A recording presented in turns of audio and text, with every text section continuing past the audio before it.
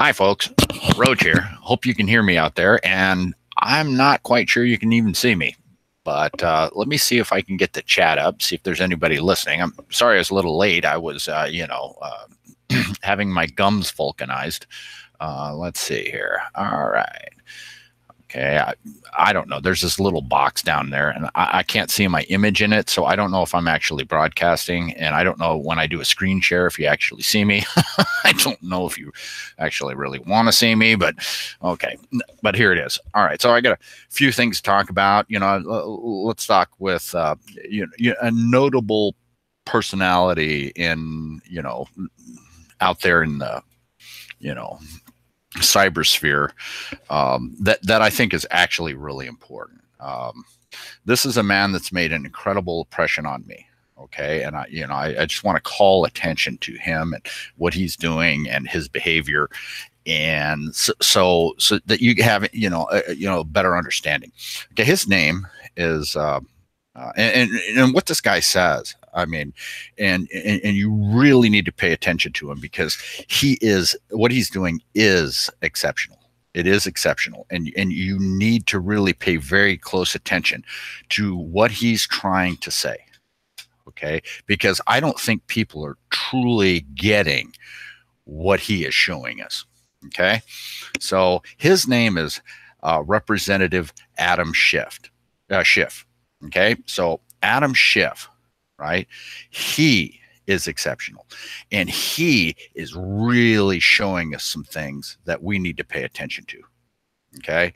And he's been very vocal. He's been on a lot of news programs. Yeah, I mean, he's right in the center of this political turmoil that's going on. And you know what? I don't think people are really listening to what he's saying. Okay. So next time he comes on any kind of broadcast, I mean, take whatever bias out of the experience and just watch him very closely. Okay, watch him very closely, and maybe you can see what I am seeing. Okay, and what this man is trying to tell us, and what he's telling me directly, I think is vital and important. And he's telling everybody in the world, screaming it at the tops of his lungs, that he is completely batshit crazy and can't be held accountable for anything he says or anything he does because he's insane. And that's what he's telling us.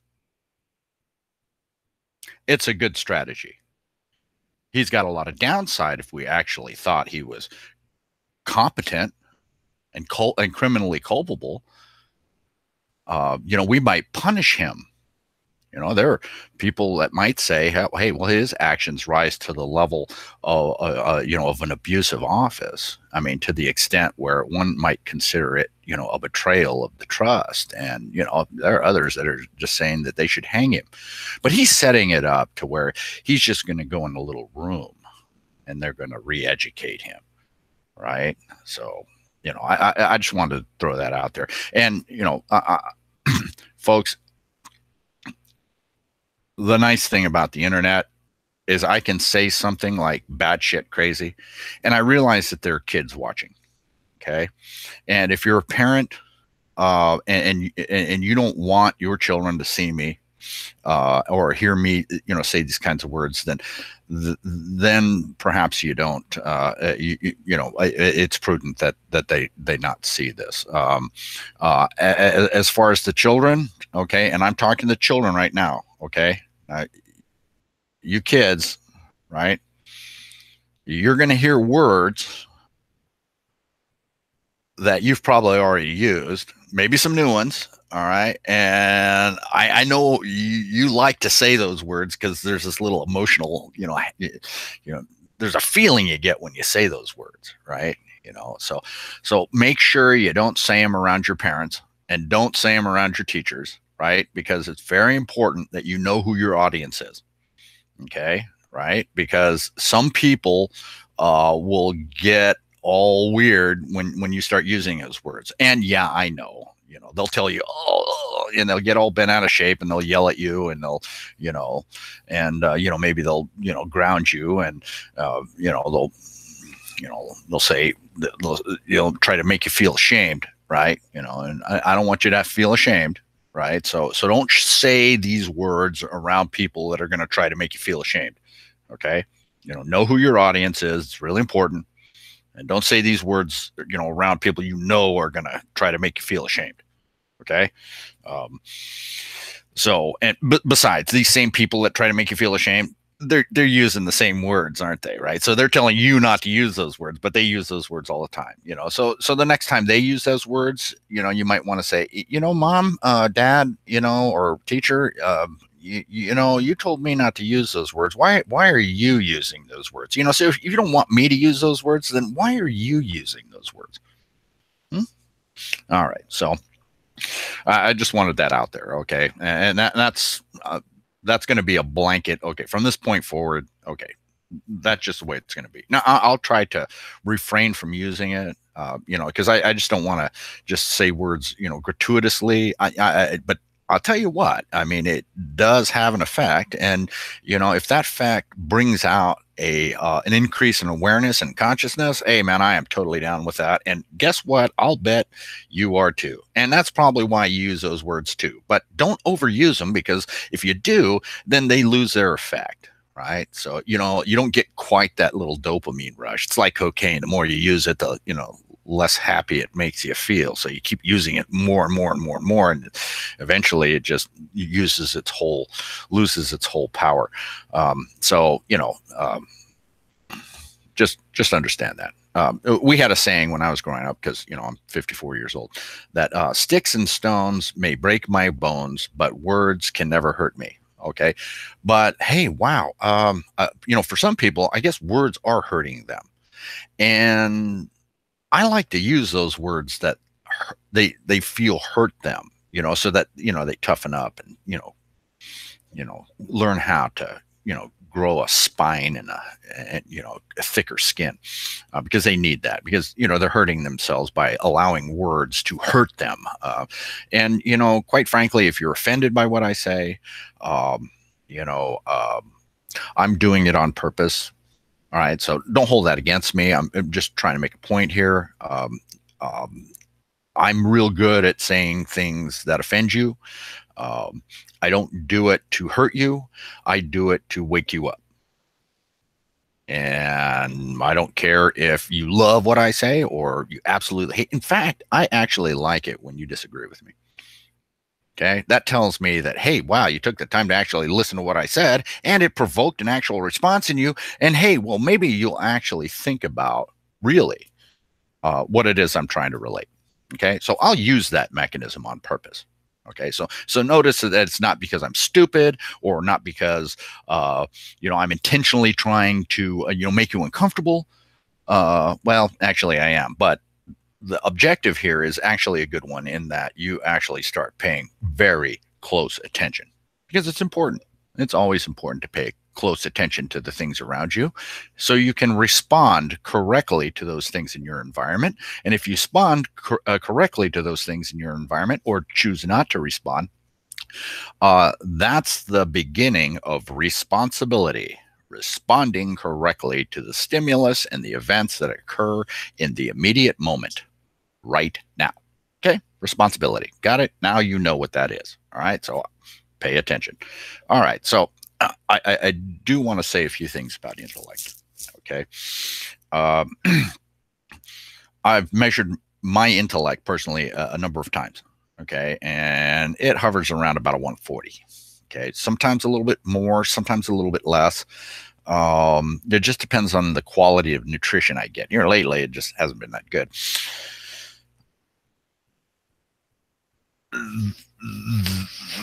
Okay, now understand something. Okay, when you're about 120 IQ. Okay, now understand there are about 9 different categories of intellect. Okay, and I'm not exceptional in all of those categories, but I am in a few. Okay, and I'm really good at pattern recognition. I'm really good at 3-dimensional visualization. Pretty good in logic. Okay. And pretty good at putting two and two together. Okay. Cause and effect. All right. So that's what I'm really good at. I'm very exceptional in that. Okay. Now, some of the other stuff, like mathematics or my musical, my physical musical capacity, just I'm probably not even as good as you. Okay. But some of that stuff I am pretty good at. Okay. And I needed to be. Look, if you're 120 IQ, you're probably on the edge of what, an average person can handle comfortably. Okay. But much past that, you get into some pretty odd territory. Okay. Because people really don't understand that. Okay. They don't understand where you're coming from. And of course, most people will look at that as a threat. Okay. So I try, and I'm not very successful at trying to be normal. Okay. And be regular and try to relate to people in a way that they understand. Because, if I was just me, yeah, no, that doesn't work. Because, I tried that when I was young. Now, the problem with intellect at the level that I'm talking about is that unless your last name is a certain last name, then things happen, and I wasn't those, right? I was the son of a soldier. Hey, we weren't rich. We didn't have stuff. Okay, so that created a huge disadvantage for me. Now, although I was very intelligent, I'll tell you, I wasn't very wise. And there's a big difference between wisdom and intellect. Now, sometimes if you're, if you're intelligent, you start running some experiments, and that's how you gain wisdom. And so, yeah, sometimes you do the wrong things to see, oh, okay, where does that get you? And then if you're intelligent, then you don't do that again. And, even if you are intelligent, maybe you do that again. So, people say, oh, well, if you're that smart, how come you're not at MIT? How come you're not doing this? Or how come you're not, painting or creating or sculpting or, doing masterful works? How come you're just sitting in a dumpy little trailer and that's it? Well, most of that stuff, although it is exciting for most people, it's really not that exciting for me because I'm bored. It's really not that special. It's not really complex enough. I mean, what I found that is the most complex, interesting, fascinating, and puzzling entity in my entire life are human beings. You're the most complex, beautiful, hard to grasp sometimes, right? Fascinating, wonderful, amazing, terrible, normal, odd, strange. I mean, a myriad. An entity that really can't be specifically categorized. That interests me. That's challenging to me. That's fun to me. And I'm not necessarily, look, I'm not talking about people in large groups. People in large groups are actually kind of boring. It's kind of simple, right? You can they're fairly easy to predict, okay, what their behaviors are going to be. Why? Because when people get into groups, they start thinking all the same, and they lose all of that diverse variability. Okay. But when I have someone one-on-one, there is nothing more wonderful, challenging, complex, and beautiful. Nothing. And here, wow. When they really get interesting is when they hate my guts. That's when they get really interesting. Because I'll tell you what, when there's somebody that just wants to just beat your butt and kick your ass,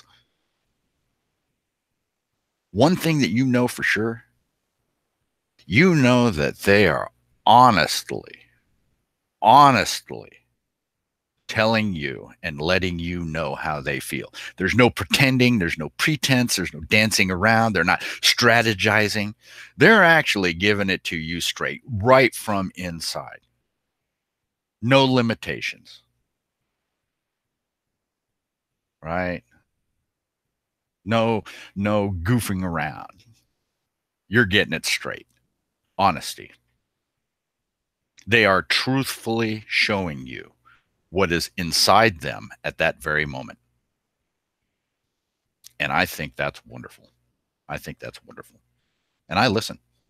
I listen. I see. I watch very carefully, because they're telling me the truth. They're telling me the truth. Now, whether or not they're angry for the right reasons, okay, that's part of the fun. Are you angry for me at the right reasons? Or perhaps you're not seeing something correctly. Okay. And that's not up to me. I'm just happy to be here. I'm just here listening to you, trying, giving me death threats and trying to kill me. And I said, let's see why. Oh, okay, that's pretty interesting. Okay, I know why. And sometimes I'll tell you why you feel that way, but other times it's just more fun just to watch it unfold. That magical story of complete anger and rage just sort of play itself out. It's interesting to watch, but most people, they try to run away from that, but they don't really see the most beautiful, truthful aspect of our experience, the things that make us uncomfortable. Right. All right. So I want to relate I want you to understand, some of the events in my life that actually shaped, what led me to living in a dumpy trailer, and at odds with apparently, all organized institutions, that can be named. One of the events, and it happened a long time ago, and a lot of you that are watching this don't know about this. Now, I'm talking about this incident regarding a man named Rodney King. Now, Rodney King was a black man that was beaten off the side of the road by a bunch of police officers. Okay. And those police officers, they had a trial, and it was a jury trial. And then there were 12 jurors that reviewed what they'd seen, and they decided that there was going to be no real significant punishment against the officers for beating Rodney King off the side of the road. Okay. Now, I don't mean to impugn Mr. King's character. I happen to think that Mr. King said something that was actually very interesting. He asked a pretty important question, and I think I don't think there's a lot of people that had the answer to that question, and there were a lot of perception modification going on at the time. The media presented this in a particular way, and unfortunately, the media pretty much won and got the kind of perception that they wanted, because, they are the media. And if everything's going great, they really don't have nothing to say. So I think in this instance that the media actually tried to make something happen. All right. So what happened was, first, now, Rodney King was in a lot of trouble often. Okay, for whatever reasons. And one might say that, hey, wait a minute, this had a lot to do with where he was. All right. He didn't have access to the kind of opportunities that most people had. So of course he just simply adapted to his situation as best he could. And one might, and technically, if you talk to some people, they said, well, he was a habitual criminal, by whatever standard they used against him. Okay. However, the way he was characterized by the media actually led to an inflammatory situation, in that he was always described as Black Motorist Rodney King. Okay. And that, and that's how they, motorist or Black Motorist Rodney King. Okay. So the first thing first thing the media did is create a division in the viewer, and then uh, uh, try to hide the fact that there were uncomfortable elements of his character and behavior from the viewer on purpose, right? So if they would have said, "Oh well, habitual traffic offender Rodney King," all right, now I don't care about that. What I cared about is, why are all these cops beating him up? And it seemed to me, when I watched the videos of it, that they were beating him up because he was resisting them beating him up.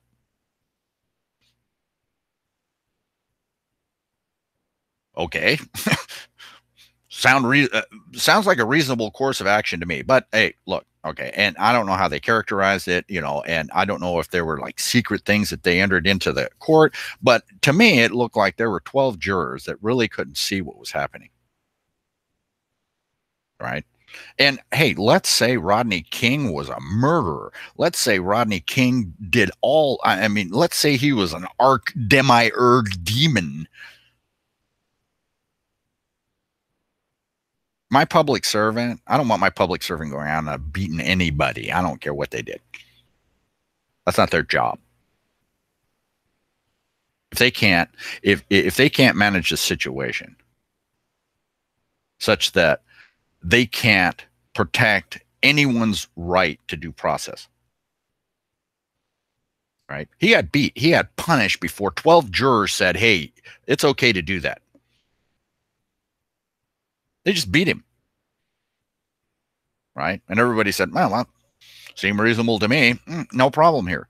Okay, so the jury comes out, they render a verdict, and what happens? Oh, justifiably, right?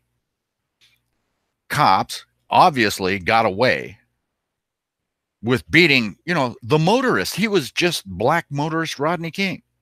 But really, he was human being Rodney King, deserving of the right to due process. And those rights were violated right on camera, and the jury had no capacity to see that, apparently. Okay. So they render a verdict, right? And there was I don't believe there was really anything that I would consider fair about any kind of sanction or punishment against the officers. Okay. So, all right. The verdict comes out, and hey, let's say maybe there was something that went on in the trial that people didn't hear about, and there were extenuating circumstances, and or Rodney King, had a gun that we didn't see, or some kind of weapon, or maybe he had magical powers that they were afraid of, that they could manipulate their mind. He could manipulate their mind secretly. I don't know. Yeah. Okay. To me, I just looked at it. I seen a bunch of guys beat up another guy. These guys actually were cops. Most especially, they should be doing that. They should know. They should know what due process is. Okay, so that was it. They render a verdict. I mean, I don't care if you were black or white at that time, and you were paying attention. All right, you were pissed.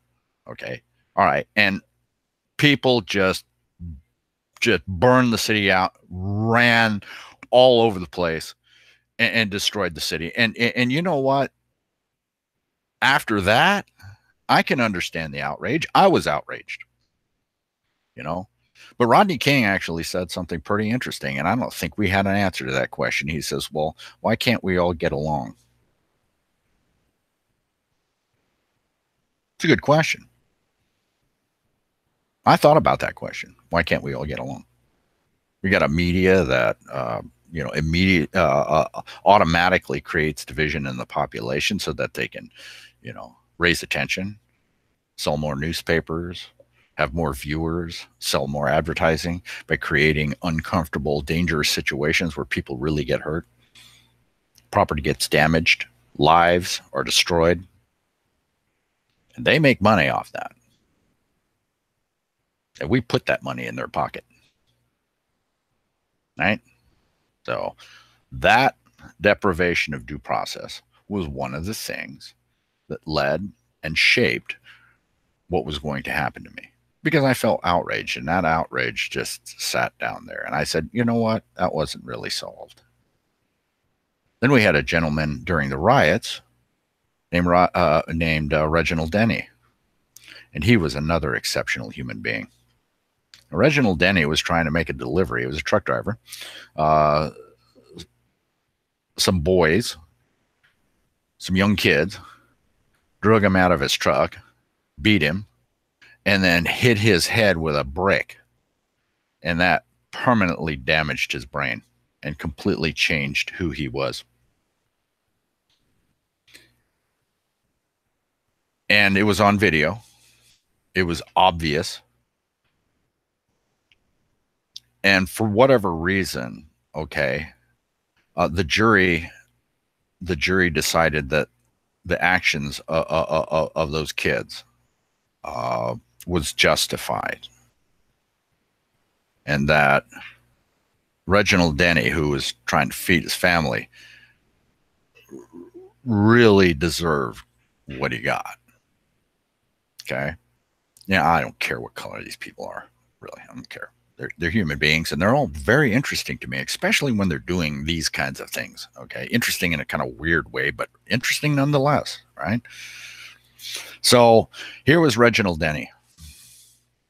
And this man did something absolutely amazing. He forgave the people that hurt him, giving the jury a way out. Now, understand, this was a crucible of stress and pressure in this area.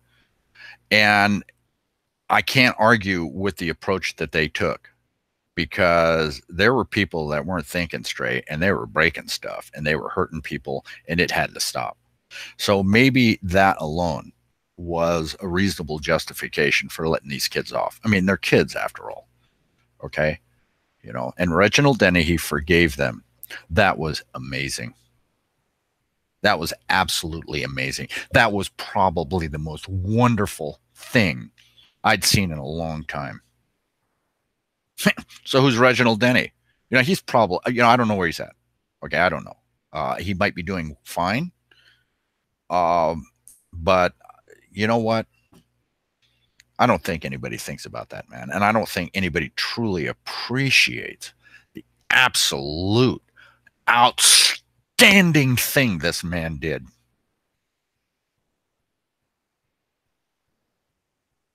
I am in awe of the courage and the wisdom of a guy who was recovering from a massive head injury to show that kind of compassion, that kind of insight, that level of love. Absolutely amazing. Absolutely awesome. And most people missed it. Didn't change us a bit.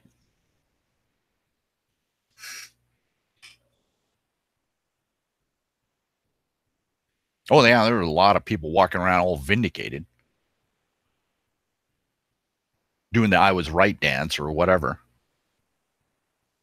But I don't think we really took a good look at what had happened there and really understood what would happen there. It was something amazing. Something amazing. You know, if you want to call that bad or if you want to call that good, that's up to you. But I'm just saying that, man, there was something very important there and we missed it.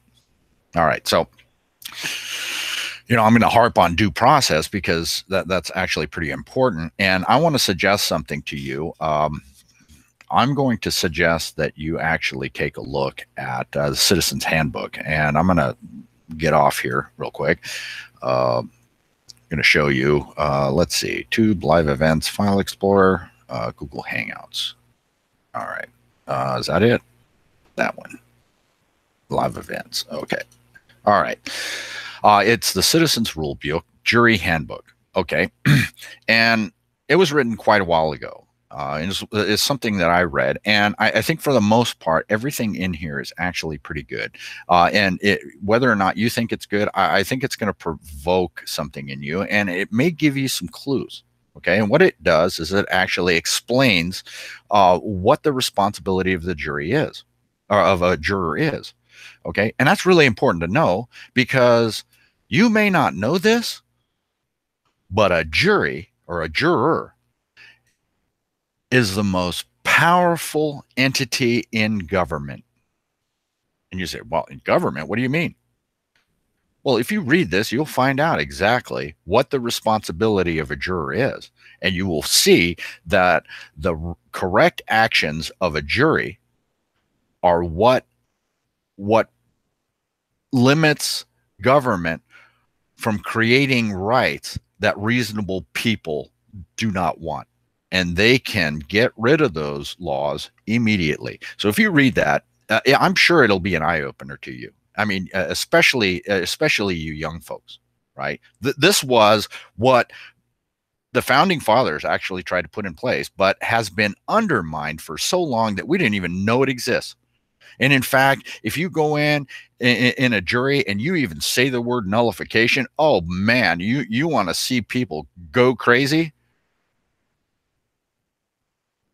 The prosecutor will have you off the jury, and if the defendant don't know any better, he'll let it happen. All right, so you guys need to know this stuff. Okay, all right, take a look at it. I mean, you might think it comes from a very religious, standpoint. That's fine. That's fine. But yeah, hey, set that aside and actually look at the mechanism. Look at the mechanism and how it's supposed to work, and change the words or change the justification any way you want. Okay, that's fine, right? If you don't like that word or why it's in there, okay, that's fine. Okay, that's fine. But read the mechanism. Just try to understand the mechanism that's there, and see that, hey, wow, you know what? If we'd actually do this, we wouldn't have to put up with half the crap that comes out of Washington, D.C. or out of our state government or out of our city councils, because we could stop it if we actually knew this. All right. So, hey, you want to impress me? I'll tell you, impress me. You get down to the bottom here, right? See this, right? These folks publish just these little rule books. I mean, they're just little pamphlets. They're small, right? And it looks to me like they don't cost a whole lot. It looks like they're, for if you get about 20 of them, they're $1 a piece. If you order more of them, the price goes down. Okay. What these people are doing is actually really good. Oh, shoot, folks, you can download this stuff and spread it all over the place. They don't care. Okay, they've had this out there for a long time. I have one of these laying around here somewhere, and I tell you what, it was really helpful to me, and I think it'll be helpful to you. So do me a favor. I mean, these people have been at it a long time. I think it's something necessary. I think it's something worthwhile. And shoot, hey, spend the money. Spend $20. Hand them out to your friends. Okay, don't be afraid to hand them out to your friends. Hey, give them some advice. If you would do that, if this was handed out to every school kid, all right. So I mean, you might take this and it comes from a more traditional Judeo-Christian viewpoint. Okay, and that turns some people off.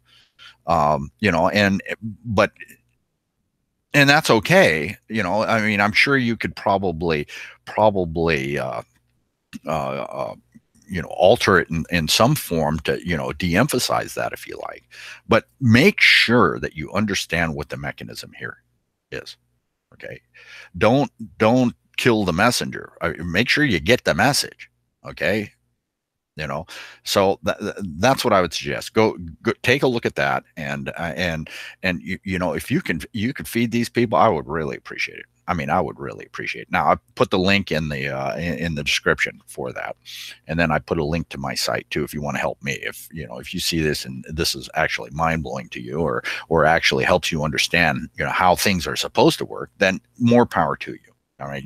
Right now, what I see is people just, like Adam Schiff. I mean, they're just off the reservation, and we're not even in a position to do anything about it. If these 12 jurors actually understood this, these principles, hey, maybe Los Angeles would not have been burned all over the place, and stores looted, businesses destroyed, lives destroyed, and maybe Reginald Denny, we wouldn't even know this man exists, and it probably been a good thing, because he would have actually made his delivery and got paid, and being able to would have been able to feed his family instead of sitting in a hospital bed with a head injury.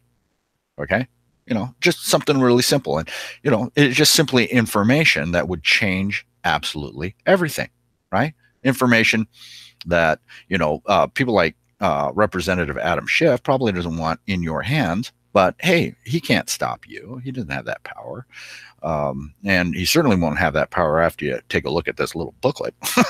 All right. So now, last thing, the update on how we're doing here with our effort, spreading the news. I'm really excited. We're going to, take a look at the bump. We're going to, see how we're doing, and, today, I don't see anybody on the chat at all. It says I have 3 viewers. Nobody's sending a message. I don't see them. Okay, now you might be sending messages, but yeah, I haven't figured that out. I still don't know if I'm actually broadcasting my face in the little box, because I have absolutely no feedback. I'll have to wait until it's done. I'll ask the lovely Beebles, see if she actually seen me. But let's see how we're doing here, folks, because I'm really excited to bring you this news. I just can't tell you. All right, so let's take a look at the analytics from the videos that we've done and just see how wonderful we're doing here.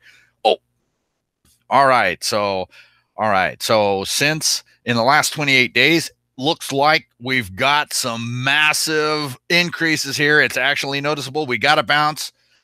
People have actually spent, looks like in the last day, 13 hours watching the video. Okay, so 13 hours. The video's what, about an hour, 20 minutes. The long one's about an hour, 20 minutes. So, roughly 10 people have watched the video.